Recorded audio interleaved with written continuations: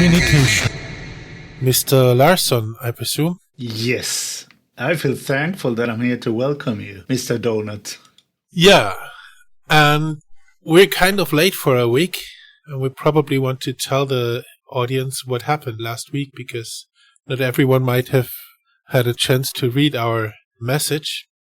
So last week we had a great conversation. Yeah, many would say brilliant. Oh, okay. Brilliant conversation. It was really fun. Unforgettable. It was really fun. And the issue was that when I started to edit it, my voice was completely distorted and there was no way to save that. So what was the problem? I really don't know yet. What I've done is reduce the gain on the microphone. Wherever it was clipping, now we seem to be out of that space. Very good. So, you live and you learn, right? Yeah, we learn every day. And hopefully this episode should be of much better sound quality overall compared to previous episodes. Yeah, we have another kind of news. Yeah, this mysterious Mr. Donut that has sponsored the pod with decent equipment also for myself, actually, yes. Well, actually, you're the only one who bought something. I borrowed you a microphone, and you bought a decent interface, so now Erik should sound a lot more clear. Hopefully, yes. So, let's see how it turns out. Yeah. If it's you who is distorted, that's, of course, your fault, I guess. But probably, yeah. Anyway, for today, we thought about a topic that is going to be interesting, I think, because we want to talk about the role of design patterns in code and in communication through code. Do you want to start with some hot takes on that? Yeah, maybe not really hot takes, but more standard takes on it, because design patterns are very well known across the industry. I mean, you would almost expect your team members to be well aware of the design patterns from the seminal work from 1994 that everyone has read, I presume. Yeah. But in essence, it just makes communication about code much more efficient because you have short names that refer to sometimes a bit more complex topics that you can then summarize very efficiently. And everyone, or almost everyone, will know what you mean by them. Yes, on the other hand, that's probably true for the patterns in the Gang of Four book. But I just had a look. I have like 4 or 5 different pattern books. Some of them with 3 digits of patterns in there. I think the POSA has over 100 patterns. And I don't think that many people know all of them. My general approach is, yes, you should use the patterns that you know. And you should use the names from the patterns. Like if you have a command chain, use the word command. But you don't have to repeat it everywhere. No.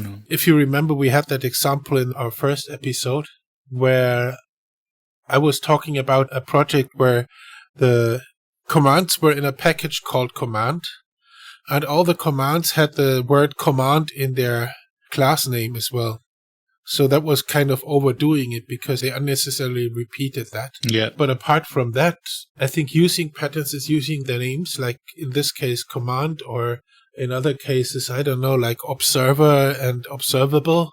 It's not a bad choice. No, and I will also agree that the design patterns by the Gang of Four, you have a reasonable set of design patterns that most people you run into will recognize them. Yeah. So that makes for easy communication. That's true. For me, it was kind of, I've been writing software quite a few years before the Gang of Four book was published. Quite a few centuries, indeed. Not centuries, but decades. Well, one. Yeah. The thing is, many of those things I just did, but with other words. Yeah, exactly. And I think that's one of the main points. I mean, it's a way to succinctly describe common patterns, what exactly you're doing, and without having to describe them in detail. Yeah, what I was trying to say is you want to have the words from the patterns book, but you don't want to be religious about it because sometimes the old fart knows more patterns than you do. but he doesn't know them as patterns. He just uses them naturally. Then you can just educate him. Well, of course you should. But I think that's, again, a very clear advantage of these patterns, that it provides a common language to discuss topics. Yes. I mean, if you can say we should use a singleton for this, then almost everyone will know what you're alluding to is. Yes, everyone will know that you're trying to find an excuse for using global variables. Yeah, we'll get back to the cons. Well, the singleton is useful in some cases, but it's probably one of the most overused patterns. Yeah, there we agree. Yeah. That's actually a general disadvantage of the patterns, that people tend to overuse them. Yes, that's probably my second comment on patterns. Use them where you need them. Use them where they add value. And don't do it before you need them. Yeah. The good old you ain't gonna need it principle also applies to patterns. Yeah. And again, as it is pretty much a language construct as well, you can also just say, we shouldn't use the decorator here. It just doesn't help our project in any way. Yeah, of course, in Python, decorators are always great now. What is Python again? Oh, I think it's some kind of snake. Probably, yeah. You're absolutely correct. And that's a little bit of what I dislike so much about Java. I heard that it has changed, but back when I was using Java, the standard library was like an orgy of patterns. They were used all over the place, but not where they are necessary. I don't recognize this at all. You're too young. This sounds like some late 90s crap. No, it was in the zeros when I used Java. So like, you want to parse an XML document into a DOM tree. Yeah. Well, first of all, you have an abstract interface of a DOM tree. And you have to jump through tons of hoops to actually get a concrete implementation of that DOM tree. And then you need to have a parser, which also is an abstract interface, and you have to jump through hoops to get an XML parser, which will then use the abstract DOM tree interface to fill it. And then you can work with the abstract DOM tree interface. But to get there is like running circles, or at least it was back then. Yeah, no, I agree. This was the case. But this was also in defense of Java. You had this in many other languages. I remember PHP was particularly bad at XML parsing. But yeah, there was also some language-specific issue. But actually, when you look at PHP around 2010, it wasn't that bad anymore. So no, it's improved significantly. Yeah. I must say, I mean, PHP has been moving towards more object-oriented designs compared to whatever it was in the beginning, which was more of a mishmash between C and what have you. In the beginning, I think it was like, we have HTML and we want to add some dynamic in some places. Yeah. If I remember correctly, the first release was called Private Homepage Processor or something like that. So it was Could really well just add some kind of dynamic content to your page. Wasn't it also run by some German dude? I don't remember. That could never be good. Maybe I don't want to remember. I mean, that's also pretty interesting because PHP wasn't a great language in any way, but still it spread like wildfire and everyone used it for their homepage. I guess it was that it was shipped together with the other free stuff that you could put on your shared server. Yeah, and it was available as an Apache module, so pretty much all cheap web hosting providers allowed you to have PHP, but they didn't allow you to have Perl. Yeah, that's also true. I remember the ones... now we're getting too far off from what we want to discuss, but setting up some different home pages in the, let's see, when was this? Early 2000, yes. Yeah. There were a few providers that had, that offered Java, but they just couldn't make it work properly because there was too much. It was too expensive for them. Yeah, and also you shared a server. There was always someone who blew everything up. Yeah. And some didn't really care about their memory. Yeah. They gave everything away to the garbage collectors. Well, Java.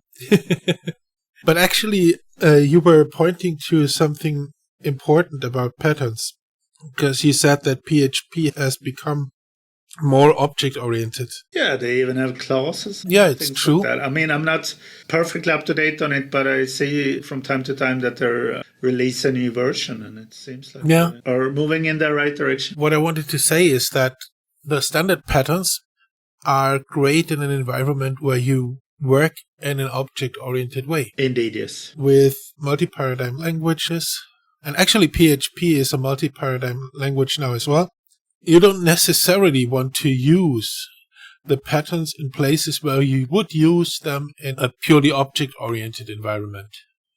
Let's take the singleton. In C++, you would do something called Meyer's singleton, and that is basically a local static variable in a function.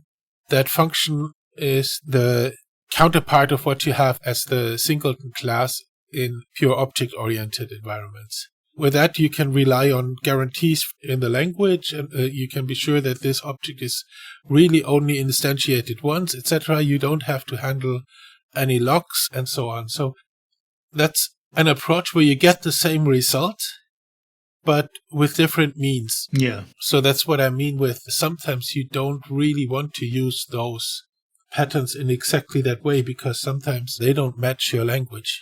Correct. And also one thing to point out is that the gang behind Java, like James Gosling, etc., they are very well versed in the Gang of Four terminology.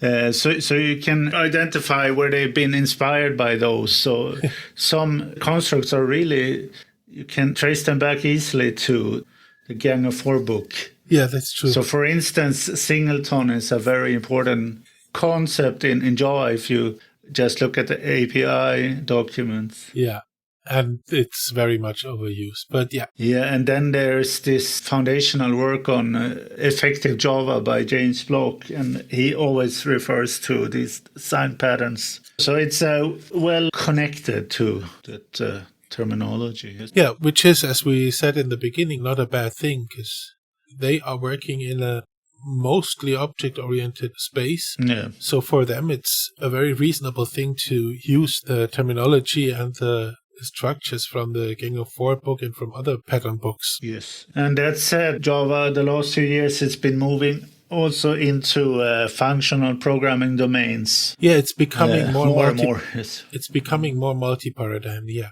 Yeah, so they have a very pragmatic approach to things, but most modern languages do. Well, those that survive because... Like Haskell and Ada. Yeah, and Smalltalk. Actually, that was one of the main... Oh, now I reveal my age, but Smalltalk was very big when I studied computer science back in the day. I remember that as well. Smalltalk was brilliant in many ways, but I think Java learned a lot from it and learned from the mistakes as well, so... It's not a bad thing to learn. If you know Smalltalk, good for you. And it's also not a bad thing to develop a language that tries to be pure in its paradigm. But those languages are not those that have survived or have spread to a bigger audience. Correct. I mean, you can just have a look at VBA. It's still in use. Yeah. Maybe not my favorite language, but you still see it in the wild. And not pure in any sense of the word. And not in any sense, no. But yeah, I mean, I've been writing not VBA, but Visual Basic programs. It's like more than 30 years ago. It was even a relatively early stage of that language. I wasn't even born then. I don't believe you. You were talking about Smalltalk. Yeah, caught me. But in the end, it was too slow, so I had to rewrite everything in C. But I think in many ways that serves the purpose of a script language. I mean, you can just draft something up very, very quickly and then implement it in a proper language once you know what you want to achieve. That's one way to do it. Yeah. So for me, it was like at school, I had the job to write just a fractal calculator, but it had to be on the PC. And Julia. Actually, we were happy to be able to plot a Mandelbrot set, but it had to be on the PC. And I only had an Atari at home. Which Atari did you have? At that time, it already was the Falcon 030, but before that, I had an Mega ST with one megabyte of RAM, if I remember correctly. Atari ST. Yeah. This was the main competitor of Amiga 500, right? Well, that Depends one, on where you grew up. the one that I had was not the direct competitor because, mine had separate keyboard, was a lot cooler than the Amiga 500. But what I remember from those days, sorry, I'm digressing now, but that was that Atari was supposed to have much better sound than Amiga. Not with the inbuilt chip, but Atari had the MIDI interface. Yeah. Oh, that's okay. I see. Yeah, you could plug in your Kurzweil synthesizer that you couldn't afford anyway. And then you had the sound that they recorded from the Boston Symphony Orchestra. I see, but I think people were mostly going for which one had the best games and the most games. Yeah.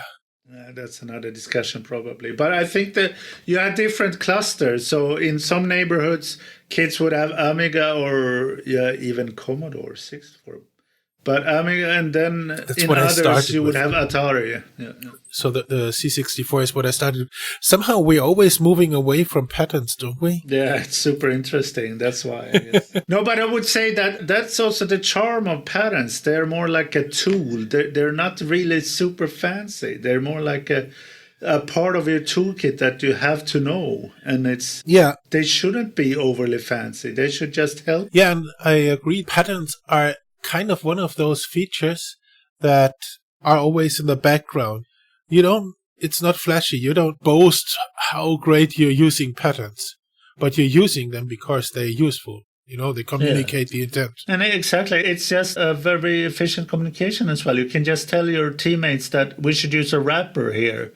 This would serve our purpose very well. Yeah. We should have a decorator, or we should do it this way and that way. Then you can just be very concise about what you're trying to achieve. And everyone, or almost everyone, will understand what you're trying to do. Yeah, and if you have a package called commands, and in there are some things that always have the same class layout, the same functions, it's easy for people to understand what you're doing there as long as they know patterns, of course. But we assume that for professionals. That we do. And we can go through a few of the cons with patterns, and mostly it's overuse. I mean, one obvious example in Java is the adapter pattern. I mean, you see too many interfaces when there's no real point in having them at all. You're doing something very, very simple, and still you have 3 or 4 layers of interfaces. Yeah. If you're in their own team. Yeah. And we all have seen people who try to carry that over to other languages. Yeah, and it's also like some people, no names mentioned here, but some people use it as an excuse for what they're doing. So this is the adapter pattern. Can't be wrong with that. And then they have done something terribly disastrous that will ruin your project. Yeah, or something that is completely unnecessary. Yeah. So unnecessary abstractions. Exactly. I mean, this is maybe also a broader subject that we could return to in future episodes. Yeah, we should. Because wherever you get into, what level of abstraction you use, that will in many cases determine how efficiently your project is being maintained or moving forward. Yeah. Let's say. I mean, that's very interesting. So I think one of the main takeaways from this episode, for the listener at least, is that the sound quality should be better. If not, you have to give us some nasty feedback. And if it's even as bad as last time, we don't have another episode again. But I think, I mean, there were, as always, a lot of digression in this episode. But I think that's one of the points with this podcast, really. Because anyone could talk forever about patterns, but to connect it to some kind of history, to the Amiga and the Atari. Okay, anyway, we're moving away from patterns again, which proves our point that patterns are really kind of a background noise thing, and you should just use them as a means of communication and not overuse them. You will just have them there and not think about them all the time. Yeah. But still, they are a very important tool, and I think... Exactly because you won't think about them, they're an important tool. They just ease your cognitive load. Exactly. And it's also just that it's a common language in many cases that helps out a lot. It's like an accepted standard in many ways. Okay, before we move away from patents again, let's wrap this up finally. We, of course, would be happy to receive any kind of questions or comments that you might have on this topic. And you can reach out to us on our social media channels. That is code-is-communication on Facebook and LinkedIn. The same thing with underscore instead of dashes. So code_is_communication on Instagram.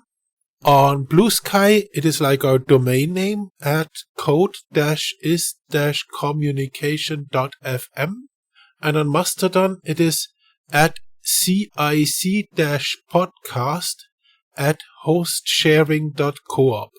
If you still prefer X, you can find us there at code_is_com with 2M at the end. And we also have an email address, and that is cic@code-is-communication.fm. Okay, take care everyone, and bye-bye. Thank you, bye. We carefully study all the positive feedback. Yes.